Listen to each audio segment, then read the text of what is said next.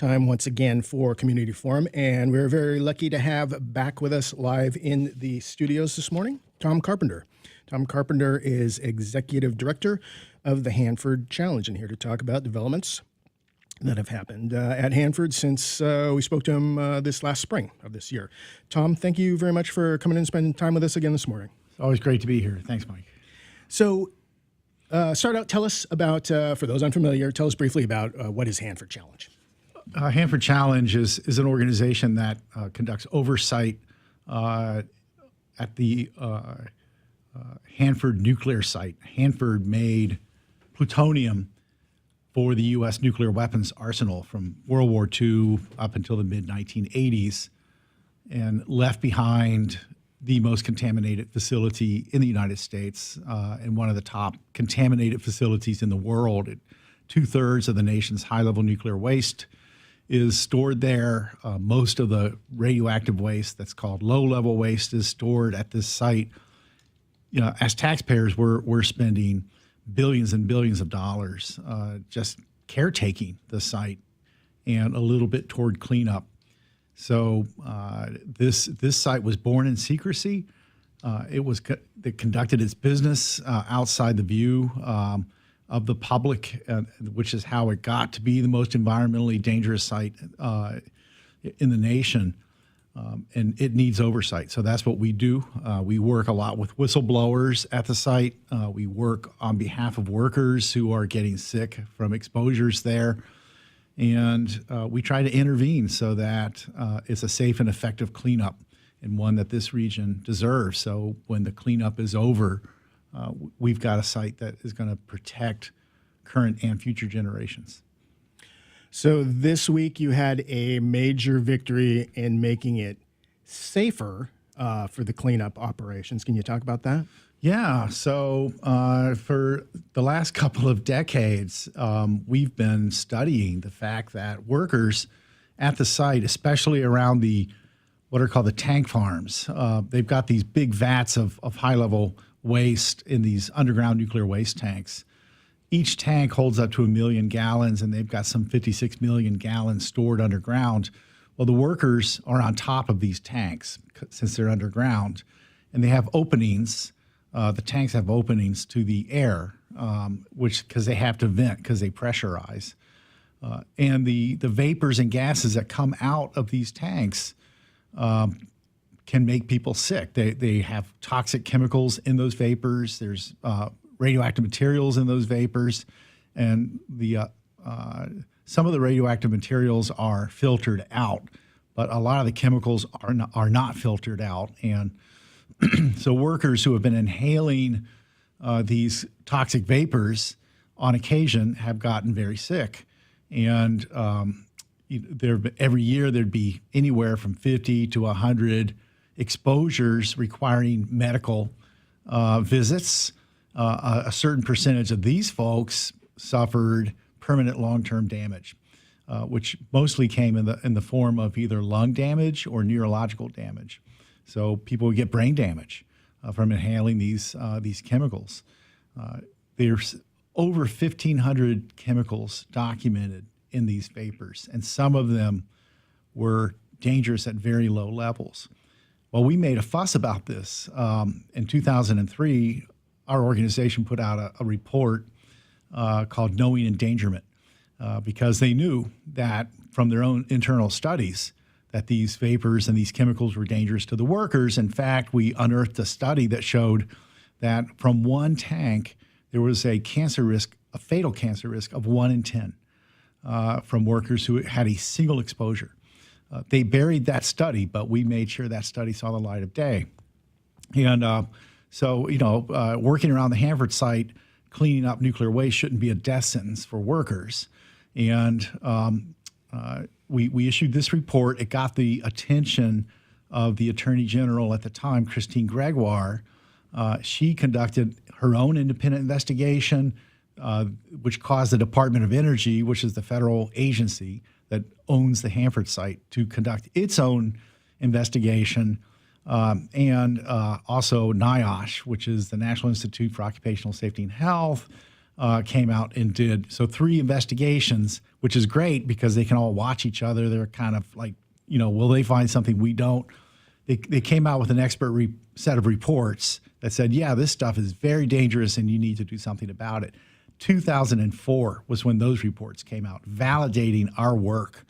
And they put workers on supplied air at the time and, protected them. But a year and a half later, they were back to just regular T-shirts and no respiratory protection.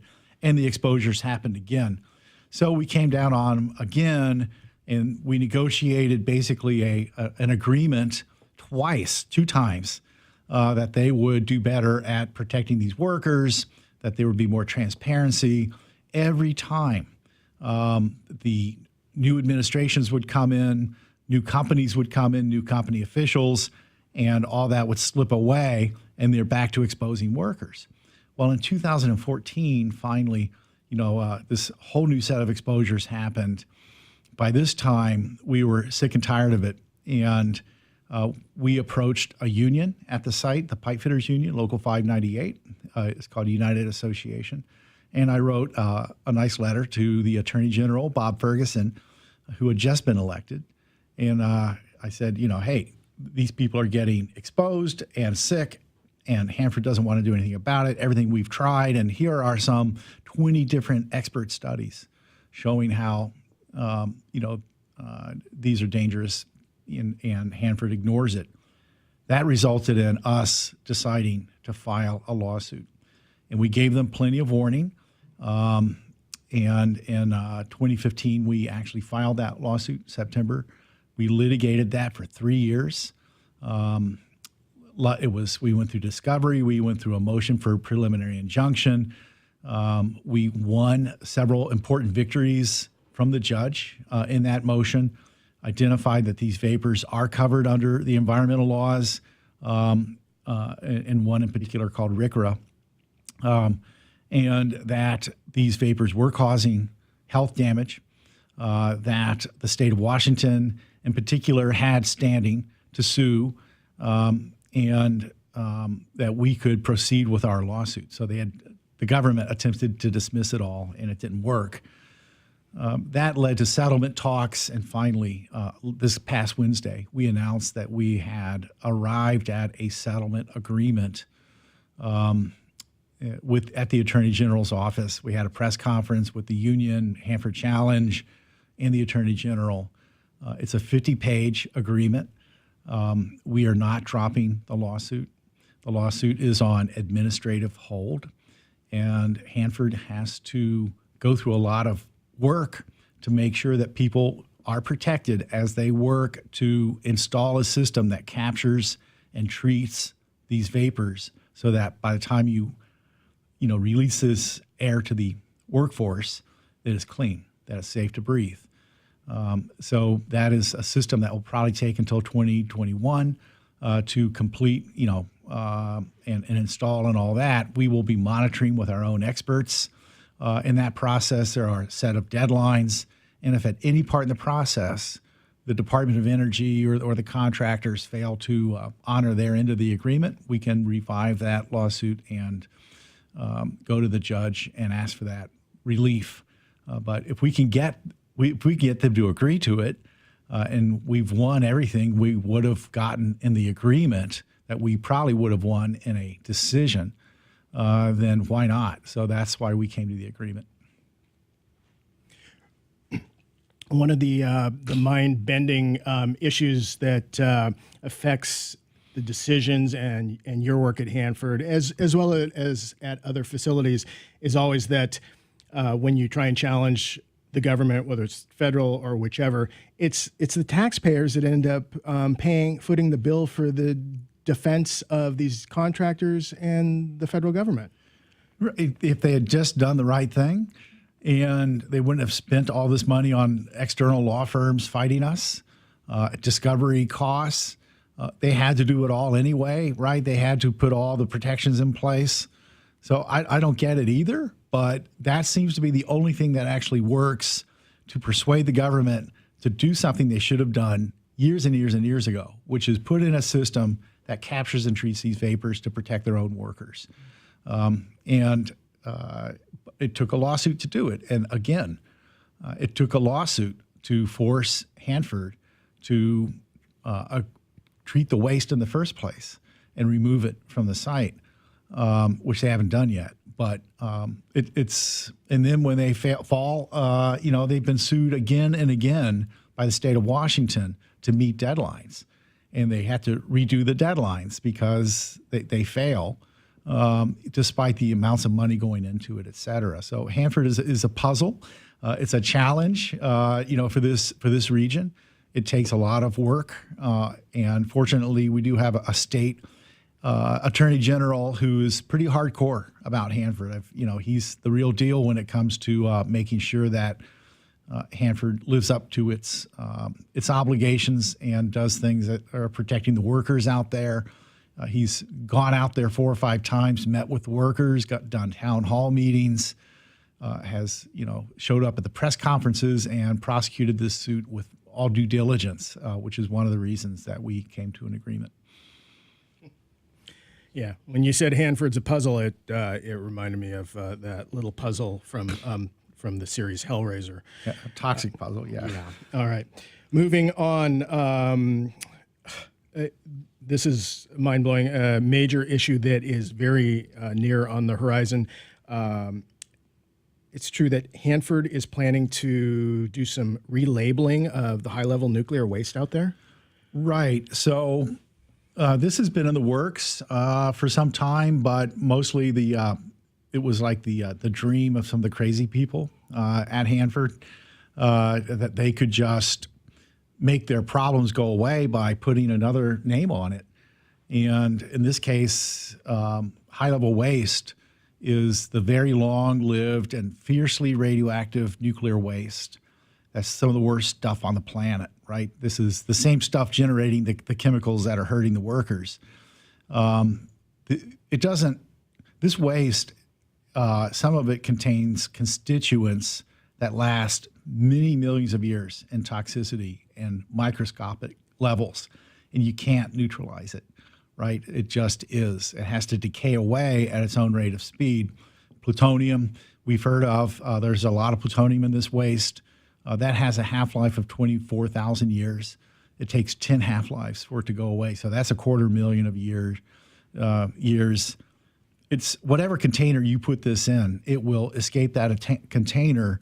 And when it hits the river systems, when it hits crops, the water table, the soil, then it starts circulating through the environment and causes damage. It's energy. And unfortunately, these radionuclides behave in some cases like potassium or strontium or calcium or, materials that organisms need to live. So they bioconcentrate. And there's strontium-90 in all of our teeth and all of our bones from atomic testing, just for instance, because it acts like calcium. So letting this stuff get out into the environment is a very bad idea. Hanford is a dynamically geographic area, right? So there's volcanoes nearby. There's a major river system that runs through it, the Columbia River, through the site, the second most powerful river in the United States.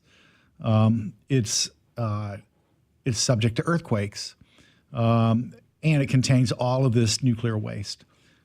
So because it's expensive and hard to get this waste out of these tanks, the Department of Energy under the Trump administration has now said, well, it's pretty, if we relabel the high-level waste, then we don't have to clean it up.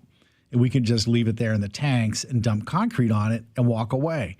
Because low-level waste, you're allowed to put that in what's called shallow land burial and just leave. So they came out with this official proposal on June 4th, and they're starting with saying that they're going to leave 4% of the waste in these tanks called the sea farm tanks. That's about 60,000 plus gallons of high-level waste, some of it in liquid form in these tanks, at the bottom of these tanks that they say they can't get out of the tanks easily or financially reasonably We're saying, no, you got to go get it, right? And they're saying, no, our proposal is we're going to dump concrete on top of it, and we're done. We're going to close the tanks. And they're going to do that with the other 17 tank farms at the Hanford site.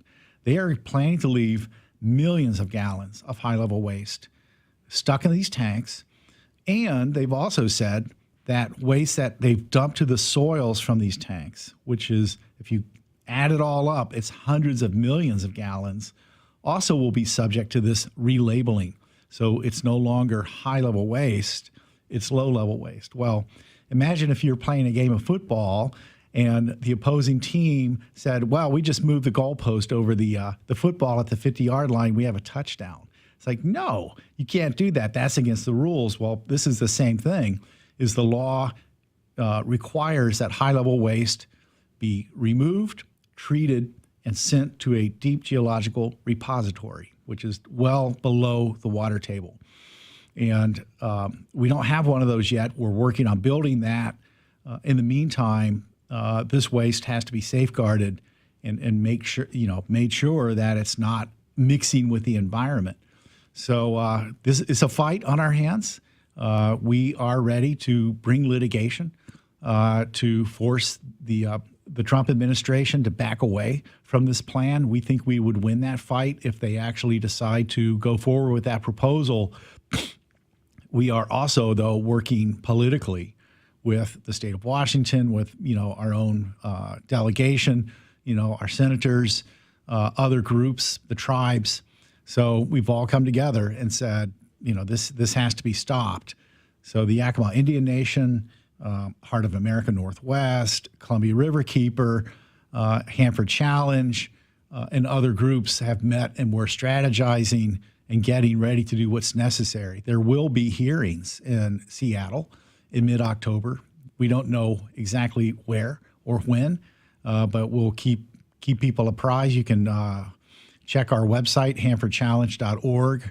I'm sure Heart of America will have it on their website, et cetera, so that the public can come out and lodge their protest. We're also having a comment writing happy hour at our office on next Thursday, the 27th, and Thursday evening from 4 to 6 at our office in Madison Park at the corner of Martin Luther King and Madison Street, 2719 East Madison. So we're inviting the public to come and have a beer and write a comment about this, only if you're 21 or over. But anyway, that's you can write a comment if you're younger too, but you just can't have the beer. You can write a comment, right? But you can't have the beer. You can also make comments online. If you go to our website, there's a way to do that. Other groups, Columbia Riverkeeper also has that app. Our politicians need to hear that this is a bad idea. And our organization, we're throwing everything we've got at this because game over on Hanford cleanup if they just end up leaving high-level waste buried in the tanks at the Hanford site without cleaning it up. Now, how can the feds do that? It's if they are bound by the TriParty Agreement if the other two parties don't go along? Well, that's a very good question. And the TriParty Agreement, well, the state's authority comes, they are allowed to regulate the chemical constituents in the radioactive waste. They're not allowed to regulate the radioactivity. That's only for the feds to self-regulate. So the state of Washington is able to say, well, from the perspective of the chemicals in this waste, you've got to do this and this and this. But the radioactivity, the plutonium and the technetium and the iodine-129, some of these really long-lived products, the state of Washington cannot regulate those wastes by federal law because of exemptions in the Atomic Energy Act, which we'd like to see go away. And we are working, trying to get Congress to change that law so that the states have more authority to regulate radioactive waste just like they do other hazardous constituents. It's been so that's one of the reasons is they might be able to get away with this under the TriParty Agreement and under the state environmental laws, for instance, because radioactivity is off limits for regulation. And I think we do have hooks. We are waiting for the state of Washington to come out swinging on this. We're counting on them to do that. I think they are pretty scared from a political point of view of, the consequences of offending the federal government and, how that might affect the money for the cleanup into the future, which I think is a valid concern. And I'm fully expecting them to say no to this. And I think they will. I think they also just are being careful. But the Governor Inslee, needs to hear how people feel about leaving Hanford, a high-level waste repository in all but name, renaming high-level waste to make it low-level waste, and leaving this long-lived stuff there is just not cool. Now, you cannot do that. So the federal government, clarify for me, the federal government itself doesn't really have, my impression is they don't really have workers out there. They have some administrative people. Isn't it the contractors that would actually, if they did that, wouldn't it be the contractors and the contracting companies that would carry out those orders? Oh, sure. Yeah. The federal government hires companies. Bechtel is one, a company called WRPS, Washington River Protection Solutions. These are kind of Frankenstein companies. They're like parts of this company, parts of that company stuck together. And suddenly they're an LLC, a limited liability corporation. So, if they get sued, they just, only the assets of that LLC are at risk. And so this is how business is conducted at the Hanford site, is those LLC companies, including the Bechtel, URS, AECom. These are all companies out there doing the government's bidding. And unhappily, it's the lowest bid gets the job. And then they just jack up the prices and afterwards and say, well, it's going to cost more. So now you've got the waste treatment plant, which is supposed to treat the waste in these tanks and mix it with glass. The original conception of that was it would cost, the bid said, we'll spend $4.6 billion to build this facility and then run it starting the year 2007. Well, it's 2018. They won't even announce what it's going to cost at this point. The Government Accountability Office, GAO, has tagged it at $19 billion. Insiders say, no, it's going to be $30 billion. It may be a lot more than that just to build it, and then another $40 billion to operate it. So, we're talking real money here. This is one of the reasons that they don't want to do the glass and they want to use concrete because it's expensive and hard to do it right. Well, the headline is this: we spent, as Americans, $7 to $9 trillion, according to the Brookings Institution, to make nuclear weapons. That's in today's dollars. So up to $9 trillion to make the warheads, and we're going to spend a couple of $100 billion on cleaning up the mess. But that money is to protect not only the river and current residents around there, and Portland, by the way, which is downstream, but the whole region, because this stuff, if it goes airborne, you're looking at a Fukushima or Chernobyl-like accident, right? And more importantly, future generations, right? So hundreds of generations into the future will be affected by this. And if we don't clean up that mess, and it's always cheaper to clean it up and prevent the release than trying to clean up afterwards. Just ask Japan or just ask the Soviet Union, which went bankrupt, trying to clean up after the Chernobyl accident, which, cost about $500 billion to, clean up. And of course, they left they didn't clean it up, right? There's several hundred square miles of permanently uninhabitable land. Same with Fukushima, it's going to be lots and lots of uninhabitable land. And it's still spewing out hundreds of tons of radioactive water into the Pacific Ocean every day. Right. 8 years later, we're still looking at an accident that is out of control. So Hanford is in the same condition of, at one point, Governor Locke called Hanford an underground Chernobyl. And he was right. This is one of the worst radioactive disasters to afflict the United States. And we're not looking at it that way. because it's in tanks or it's in the soil, and it doesn't get the headlines, but it is an existential threat to this region and to everyone who lives around here and everyone who will live here. And relabeling this waste and trying to make it go away and putting concrete on top of it, making it even harder to clean up down the road. I mean, we can probably all survive the Trump administration and the idiot decisions they end up making here. But why make it harder for future administrations to come and do the right thing, which is what they're proposing to do, is dump thousands of tons of concrete on top of this waste, making it almost impossible not only to clean up the waste in these tanks, but to get at the waste that's leaked out of the tanks into the soil beneath the tanks. It's almost like it's just mean, right? It just really puts a huge financial burden on future generations and on the taxpayer. So anyway, that's what we're about, and we're hoping that people can go to our website, learn about this. It's hanfordchallenge.org. Heart of America has its website, Columbia Riverkeeper. We're all looking at this. There's even the Department of Ecology, Washington State, has good fact sheets on this. But if you go to hanfordchallenge.org, you'll get a gateway to a lot of information. And we are organizing on this. We are doing these happy hours for comment cards. We're encouraging people to weigh in. This is an important thing. We got to mobilize, the citizenry around here. There will be public hearings about this. The Department of Energy has been compelled to put on a public hearing. They said no. It took both our senators and Oregon senators to put pressure on them to even have a public meeting. And they haven't even said when it's going to be yet. There's one in Portland on October 16th for anyone listening who is in Portland.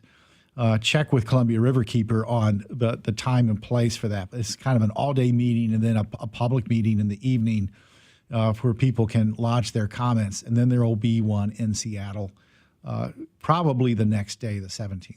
Yeah, but is the one in Portland, is that going to actually be a hearing where people get to do testimony, or is it going to be one of those dog and pony shows where they put out some cookies and some flyers on a table and then let you sign up on their email list? Yeah, probably what you just said, but we will definitely be organized and ready with computers and cards and ways to comment. And again, we are putting pressure on the Department of Energy, for hearings so that people can give oral comments there. If we could maybe set up a video, we could do some video comments and oral comments too. Even if they don't want to hear them at that site, we can just collect those and send them on in. All right, and real quickly, because we only have like a minute left, but again, it was your organization that helped whistleblowers who were working on the glassification project that was going to be the solution, who courageously came forward and pointed out that they were like building this thing and it wasn't going to work, and we were looking at potential like nuclear explosions in it that would have happened had you not made a stink about it. Right. No, yeah, the facility they were designing and building had a risk of hydrogen gas explosions and nuclear criticalities. And you think that their internal experts saying, hey, guess what, this could happen, would be enough. But no, they fired those people for saying that. So they needed a legal strategy, which we gave them, and a strategy in Congress and with the public. I mean, we had to go on Rachel Maddow's show, USA Today. I mean, really go all out to get the word out about this, and finally, got the Secretary of Energy to acknowledge, oh yeah, they're right, and put this plant, suspended, the design, and go back to the drawing board. And we are in favor of glassifying the waste, but not at the cost of risking nuclear explosions and contaminate a large area of land. I mean, you're trying to clean up the waste here. So nuclear safety is number one. You have to protect the public. You have to protect the workers as you do this very tough cleanup. All right. Well, with that, we are unfortunately out of time. I want to thank you very much for coming and spending time with us again. Great. Thanks so much, Mike.